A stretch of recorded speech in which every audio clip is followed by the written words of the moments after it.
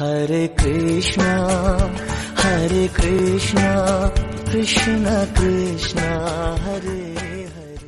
हरे कृष्णा। বিশ্বের প্রায় প্রত্যেকটি স্কুল এবং কলেজে এই ব্রহ্মাণ্ড সৃষ্টির কারণ হিসেবে পড়ানো হয় বিগ ব্যাং থিওরি। আজ আমরা আলোচনা করব যে বিশ্ব ব্রহ্মাণ্ড সৃষ্টির পেছনে কারণ কি, বিগ ব্যাং অর্থাৎ বিশাল একটা বিস্ফোরণ, নাকি বিগ ব্রেন মানে মহৎ কোনো বুদ্ধি। হাজার হাজার বছর ধরে তারা খচিত আকাশের দিকে তাকিয়ে মানুষ বারবার বিস্মিত হয়েছে। যারা চিন্তাশীল ব্যক্তি তারা অবাক হয়ে ভেবেছে যে এই আকাশের পরে কি আছে, কিভাবে সবকিছু এত সিস্টেমেটিক ভাবে চলছে। এই সমস্ত কারণ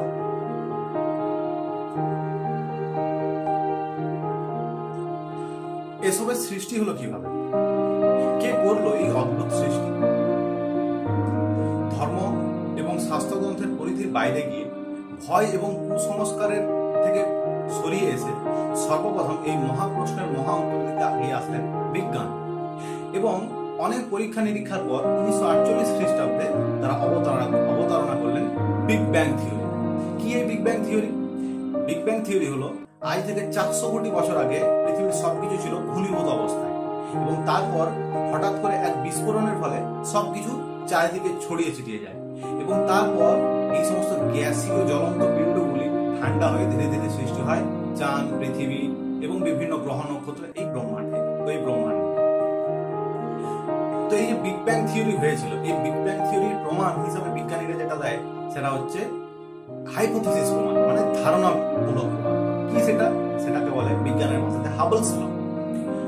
বিজ্ঞানী এডুইন হাবলস তিনি লক্ষ লক্ষ আলোকবর্ষ দূরের যে তারা, সেই তারাদের দূরত্ব মাপেন, এবং দূরত্ব মেপে তিনি দেখেন যে তারাগুলি বা নক্ষত্রগুলি ক্রমশই দূরে সরে যাচ্ছে। একটা বেলুনকে একটু ফুলিয়ে তার উপর দুটো পয়েন্ট করে দিয়ে আরো বেশি ফোলালে পয়েন্ট দুটো যেমন আরো দূরে চলে যায়, ঠিক সেইভাবে তারাগুলোর এরকম বারবার দূরত্ব বৃদ্ধি এটা প্রমাণ করছে যে একসময় তারাগুলো এক জায়গাতে ছিল। এই যে সূত্র, এই সূত্রকে বলে হাবলস ল, এবং এই সূত্রের উপর আধারিত রয়েছে এই বিগ ব্যাং, অর্থাৎ একটা টাইম সবকিছু একসাথে ছিল, বিস্ফোরণের পর সব আলাদা আলাদা হয়ে গেছে। কিন্তু এই বিগ ব্যাং থিওরির প্রশ্ন অনেক। যারা বিগ ব্যাং থিওরির প্রবক্তা তারা বলেন বিগ ব্যাং থিওরির আগে, অর্থাৎ এই বিস্ফোরণের আগে টাইম এন্ড স্পেস অর্থাৎ সময় এবং স্থান ছিল না। তারপরে শুরু হয়েছে বিগ ব্যাং। বিগ ব্যাং এর পরে শুরু হয়েছে time and space. Big bang এর আগে 1 সেকেন্ড আগে পর্যন্ত টাইম এন্ড স্পেস কি অবস্থাতে ছিল এই উত্তর বিজ্ঞান দিতে পারে। একটা আমাদের সূর্য থেকে 1 সেকেন্ডে যে আলো বের হয়, সেই আলো 1 কোটি বছরের মানুষ যে আলো খরচা করে তার থেকে বেশি। আবার অপরদিকে স্নিগ্ধ চাঁদ, দিগন্ত বিস্তৃত জল, ঘন অরণ্য, সবুজ অরণ্য, এত বৈচিত্র্য শুধুমাত্র একটা বিস্ফোরণে কিভাবে সম্ভব এটা? তাছাড়াও যখন মহাশূন্যে কোনো কিছুই ছিল না, তখন ওই সমস্ত পদার্থ মহাশূন্য আসলো কিভাবে? এই উত্তর বিজ্ঞানের কাছে নেই। বিগ ব্যাং থিওরি যারা প্রবক্তা তারা বলেন বিগ ব্যাং হয়েছিল কোয়ান্টাম সূত্রের ফ্ল্যাকচুয়েশনের ফলে। যেখানে শূন্যতা যারা কিছুই নেই, সেখানে কোয়ান্টাম সূত্র থাকতে যাবে কোন দুঃখে? এই সমস্ত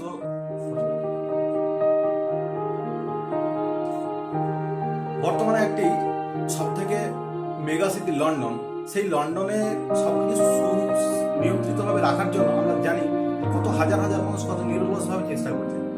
লন্ডনের মধ্যে ট্রাফিক কন্ট্রোল, সেই ট্রাফিক নিয়ন্ত্রণ করার জন্য হাজার হাজার ট্রাফিক কর্মী এবং প্রায় 5 লক্ষ সিসিটিভি স্ট্রিট সার্ভেলেন্স ক্যামেরা রয়েছে। অর্থাৎ লন্ডনের মধ্যে বসবাস করে 10 লক্ষ মানুষ, তার মানে প্রত্যেক 14 জনের পিছনে একটি করে সিসিটিভি ক্যামেরা। কিন্তু তবুও কি এড়ানো গেছে দুর্ঘটনা? তবুও কি করা গেছে অ্যাক্সিডেন্ট প্রুফ কোনো সিস্টেম? তারপরেও প্রত্যেক বছরে গড়ে লন্ডনে 5000 লোক অ্যাক্সিডেন্টে মারা যায়। এত প্ল্যানিং প্রোগ্রাম, এত মানুষের প্রচেষ্টার পরেও একটা লন্ডন শহরকে যখন সুনিয়ন্ত্রিত ভাবে একটা সুশৃঙ্খল ভাবে করা যায়নি, সেখানে এই সমগ্র বিশ্ব, এই সমগ্র পৃথিবী এত সুশৃঙ্খল ভাবে পরিচালিত হচ্ছে কারণ বুদ্ধি ছাড়াই, হঠাৎ করে বাই চান্স, এটা ভাবাটা ভুল ব্যাপার। তাছাড়াও আমরা নিউটনের সোলার মডেলের সেই গল্পটি সবাই জানি, যেখানে নিউটন, বিজ্ঞানী আইজ্যাক নিউটন, তিনি একটি সোলার সিস্টেমের মডেল তৈরি করেছেন, এবং তার বন্ধু তার বাড়িতে এসে তাকে জিজ্ঞেস করলো এই সোলার সিস্টেমের মডেলটি কে বানিয়েছে? আইজ্যাক নিউটন বললেন এটি অটোমেটিকলি হয়েছে, বাই চান্স হয়ে গেছে।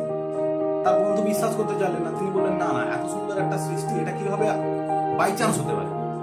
তখন আইজ্যাক নিউটন তাকে বললেন যে এটা হচ্ছে একটা মডেল সোলার সিস্টেম।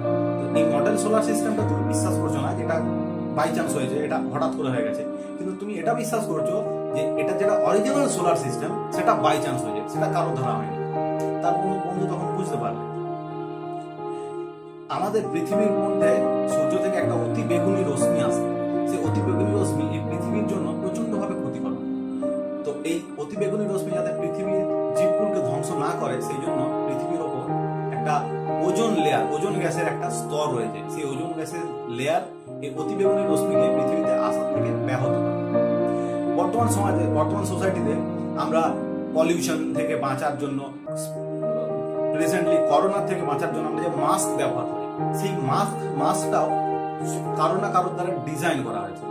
তো একটা মাস্ক, আমাদের পরার মাস্ক যখন কারো না কারোর দ্বারা ডিজাইন করা হয়েছে, তখন এই পৃথিবী জীবগুলোকে উদ্ধার করার জন্য যে গ্যাসীয় মাস্কটা রয়েছে, ওজোন গ্যাস, সেই মাস্কটা অ্যাক্সিডেন্টালি চলে আসে। এটা ভাবাও মূর্খামির পরিচয়। কিভাবে সৃষ্টি হলো এই বিশ্ব ব্রহ্মাণ্ডের সৃষ্টির জন্য ভগবান স্বয়ং শ্রীমদ্ ভাগবত গীতাতে 7ম অধ্যায় 7 নম্বর শ্লোকে বলেছেন, মত্ত পরান্তরম নান্য কিঞ্চিৎ দস্তি ধনঞ্জয় মই সর্বমিদং ভূতম সূত্রে মণি গণাইব। অর্থাৎ প্রত্যেকটি একটি সুতো, যেমন প্রত্যেকটা মণি সমূহের মধ্যে একটা সুতো যেমন ওতপ্রোতভাবে জড়িত, ভগবান বলছেন সমস্ত বিশ্ব ব্রহ্মাণ্ড আমার মধ্যে, আমার সাথে ওতপ্রোতভাবে জড়িত। শুধু শ্রীমদ্ ভাগবত গীতা না, ব্রহ্মসংহিতা, শ্রীমদ্ ভাগবতম, এই সমস্ত জায়গাতে ভগবান বারবার বলেছেন এই বিশ্ব সংসার সৃষ্টি করেছি আমি। এবং ভগবান যে এই বিশ্ব সংসার সৃষ্টি করার পিছনে তিনি নিয়ন্তা, সেটা স্বীকার করে নিয়েছেন বিভিন্ন প্রথিতজ্ঞ সব বৈজ্ঞানিকরা।